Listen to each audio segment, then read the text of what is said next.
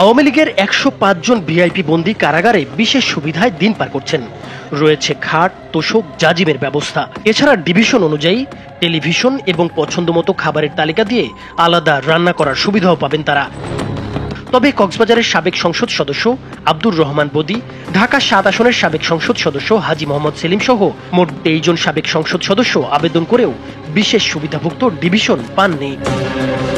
শেখ হাসিনা সরকারের পতনের পর বিভিন্ন মামলায় এ পর্যন্ত আওয়ামী লীগের ১৩১ জন ভিআইপিকে গ্রেপ্তার করে কারাগারে পাঠানো হয়েছে। রিমান্ডেও আছেন কেউ কেউ। তবে এসব ভিআইপি বন্দীদের অন্তত ১০৫ জনকে দেশের ১৫টি কারাগারে বিশেষ ডিভিশন দেওয়া হয়েছে। ফলে কারাগারে বিশেষ সুবিধা পাচ্ছেন এসব ভিআইপি বন্দী। জেল কোডের বিধি অনুযায়ী ডিভিশনপ্রাপ্ত বন্দীদের জন্য আলাদা কক্ষ বরাদ্দ করা হয়, যেখানে তারা একা বা অন্য বন্দীদের সঙ্গে থাকতে পারেন। কক্ষটিতে খাট, তোশক, জাজিম, চাদর, একটি চেয়ার ও টেবিল থাকে। বন্দীদের জন্য আলাদা শৌচাগারও থাকে। প্রতিদিন তাদের একটি বাংলা ও একটি ইংরেজি দৈনিক সংবাদপত্র দেওয়া হয়। সরকারের অনুমতি অনুযায়ী টেলিভিশনের ব্যবস্থাও রাখা হয়।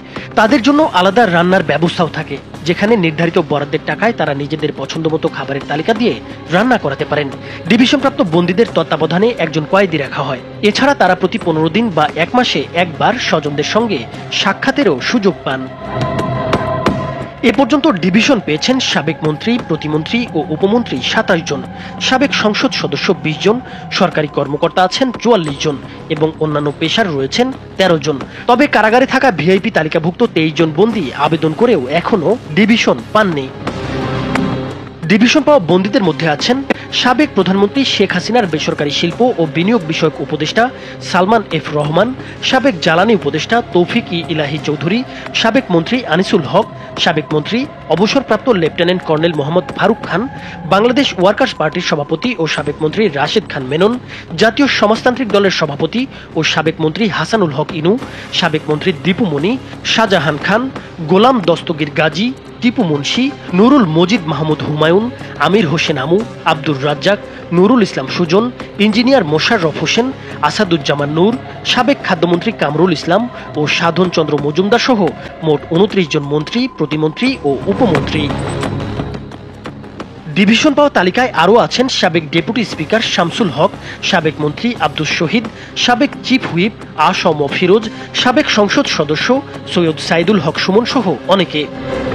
ডিভিশন পাওয়া তালিকায় সরকারি কর্মকর্তাদের মধ্যে আছেন বিচারপতি শামসুদ্দিন চৌধুরী মানিক, ন্যাশনাল টেলিকমিউনিকেশন মনিটরিং সেন্টারের মহাপরিচালক মেজর জেনারেল জিয়াউল আহসান, নৌবাহিনীর রিয়ার অ্যাডমিরাল এম সোহাইল, সাবেক প্রধানমন্ত্রীর উপদেষ্টা ও সাবেক মুখ্য সচিব কামাল আব্দুল নাসের চৌধুরী, শেখ হাসিনার মুখ্য সচিব নজিবুর রহমান ও আবুল কালাম আজাদ, সাবেক আইজিপি চৌধুরী আবদুল্লাহ আল মামুন, এ.কে.এম. শহীদুল হক, ঢাকা মহানগর পুলিশের সাবেক কমিশনার আসাদুজ্জামান মিয়া সহ মোট ৪৪ জন।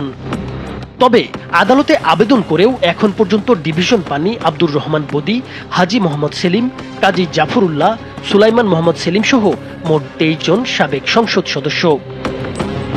জেল কোডের ৬১৭ বিধিতে বলা আছে, যারা ভালো চরিত্রের অধিকারী ও অনভ্যাসগত অপরাধী, সামাজিক মর্যাদা, শিক্ষা এবং অভ্যাসের কারণে যাদের জীবনযাপনের ধরন উচ্চমানের, যারা নৃশংসতা, নৈতিক স্খলন এবং ব্যক্তিগত প্রতিহিংসামূলক অপরাধ বা বিস্ফোরক আগ্নেয়াস্ত্র সঙ্গে রাখা, সম্পত্তি সংক্রান্ত মারাত্মক অপরাধের সাজাপ্রাপ্ত নন বা অন্য কাউকে এসব অপরাধে প্ররোচিত বা উত্তেজিত করেননি, তারা ডিভিশন ১ প্রাপ্তির যোগ্য হবেন।